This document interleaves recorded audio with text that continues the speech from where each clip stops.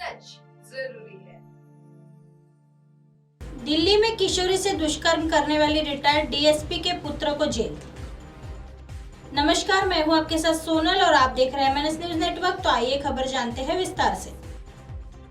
नगर थाना के एक मोहल्ला की 12 वर्षीय किशोरी को पढ़ाने लिखाने के बहाने दिल्ली ले जाकर दुष्कर्म करने के आरोपित अमित कुमार को पुलिस ने शनिवार को न्यायिक हिरासत में जेल भेज दिया।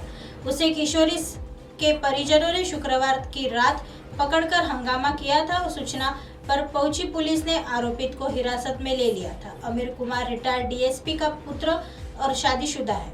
वह वैशाली का रहने वाला है और दिल्ली स्थित एक निजी कंपनी में काम करता है। आरोपित का ससुराल किशोरी के मोहल्ले में है। किशोरी की मां ने नगर थाने में उसके खिलाफ पॉक्सो एक्ट के तहत नामजद एफआईआर दर्ज कराई है। उसने पुलिस को बताया कि अमित की पत्नी उसके मोहल्ले की है। 3 साल पहले किशोरी को अपने साथ दिल्ली ले गई थी। वहां उसने पढ़ाने की बात कही थी। इस दौरान जब भी अमित की पत्नी घर आती थी, किशोरी को भी साथ लाती थी। शुक्रवार को अमित किशोरी को साथ लेकर घर छोड़ने आया। किशोरी ने मां को बताया कि दिल्ली में अमित ने उसके साथ गलत काम किया। इस पर परिजन व मोहल्ले के लोग एकजुट हो गए। आरोपित को पकड़कर भीड़ ने हंगामा किया। आरोपित के खिलाफ कार्रवाई के लिए थानेदार श्रीराम सिंह ने वरीय पुलिस अधिकारियों से निर्देश लेकर एफआईआर दर्ज की। आइए बढ़ते हैं अगली खबर की तरफ। रिट मेंस का फर्जी पेपर 40 लाख में बिका। राजस्थान में शनिवार को रीट की मुख्य परीक्षा का आयोजन हुआ। इस दौरान एक बार फिर पेपर लीक खबर होने की बात सामने आई है, लेकिन पुलिस का दावा है कि ऐसा नहीं हुआ। दरअसल रीट की मुख्य परीक्षा के पहले दिन जोधपुर पुलिस ने एक गिरोह के 5 लोगों को गिरफ्तार किया।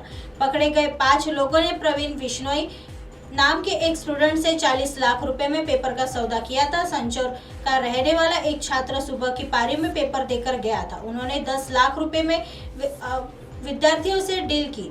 हालांकि गिरोह ने किसी से पैसे नहीं लिए थे। ये गिरोह बनाड रोड पर मैरिज गार्डन में परीक्षा शुरू होने से पहले ही पेपर हल कर रहा था। इनमें 19 लड़के और 10 लड़कियां शामिल हैं। पुलिस ने छापा मारकर सभी को हिरासत में ले लिया गया है। इनसे मिले प्रश्न पत्रों की जांच की गई तो ये रीट एग्जाम के पेपर में नहीं मिले। पुलिस ने बताया कि हमने सुरेश जाट, मुकेश जोशी और रामेश्वर समेत 5 आरोपियों को गिरफ्तार किया। गिरफ्तार मुकेश जोशी जोधपुर के केरू में कोचिंग चलाता था। पुलिस का कहना है कि आरोपियों से मिला फर्जी पेपर है। डीसीपी अमृता दुहन ने बताया कि आरोपियों ने बनाड़ रोड स्थित उदयगढ़ मैरिज होम में 3 कमरे बुक किए थे। मैरिज होम में पहले से शादी समारोह चल रहा था, इसलिए सूचना मिलने पर सुबह 4:30 बजे पुलिस टीम ने सिविल ड्रेस में दबिश दी। यहाँ पुलिस ने लैपटॉप, प्रिंटर और मोबाइल जब्त किए। इस दौरान पकड़े गए सभी आरोपियों से पेपर सॉल्व करवाया जा रहा था। आइए बढ़ते हैं अगली खबर की तरफ। पिता के इंतजार में रखा बेटी का शव। सामूहिक दुष्कर्म के बाद की गई अनुसूचित जाति की छात्रा की हत्या की घटना में दुबई में रहने वाले पिता शुक्रवार को नहीं आ पाया। परिजन पिता के आने के बाद ही शव का अंतिम संस्कार करने की बात कह रहे हैं। पिता के देर रात आने की उम्मीद है।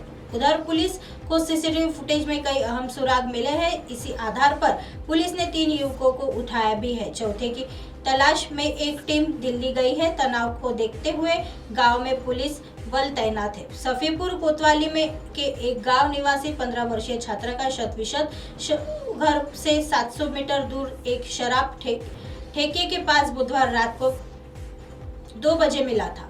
गुरुवार को परिजनों ने बेटी के साथ सामूहिक दुष्कर्म के बाद हत्या का आरोप लगाते हुए हंगामा किया था। साथ ही पुलिस की कार्यशैली पर भी सवाल उठाए थे। पुलिस ने मृतका के चाचा की तहरीर पर पुलिस ने सामूहिक दुष्कर्म, हत्या और पॉक्सो की धारा में रिपोर्ट दर्ज की थी। पोस्टमार्टम रिपोर्ट में एक्सीडेंट से मौत की पुष्टि हुई थी। दुबई में रहने वाले मृतका के पिता के शुक्रवार को आने के बाद अंतिम संस्कार किया जाना था, लेकिन फ्लाइट मिस होने से वह शुक्रवार को नहीं आ सके। देर रात तक गांव पहुंचने की उम्मीद है।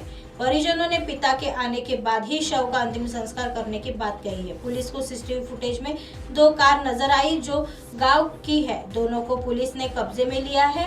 3 युवकों को भी उठाकर पूछताछ कर रही है, जबकि चौथे की गिरफ्तारी के लिए एक टीम आगरा और फिर दिल्ली गई है। परिजनों का आरोप है कि आरोपियों ने कार में ही पहले दुष्कर्म किया।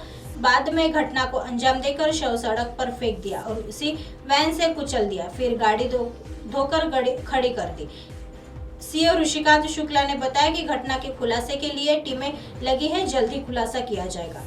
ऐसी खबरें फिर लेके आएंगे इसी समय इसी जगह। तब तक देखते रहिए MNS न्यूज नेटवर्क। नमस्कार।